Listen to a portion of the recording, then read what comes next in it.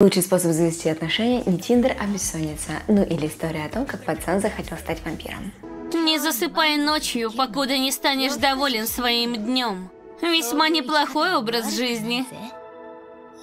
Ко – пацан, которому надоела школа, люди и вся эта дневная суета. Ну или типичный философ-инсомник.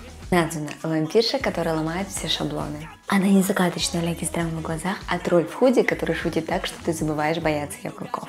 Это необычная романтика, здесь нет банальных свиданий в кафе и школьных фестивалей. Все разворачивается ночью, под фонари, пустые улицы и шепот города, который оживает только в темноте. Он идеален, он просто невозможный.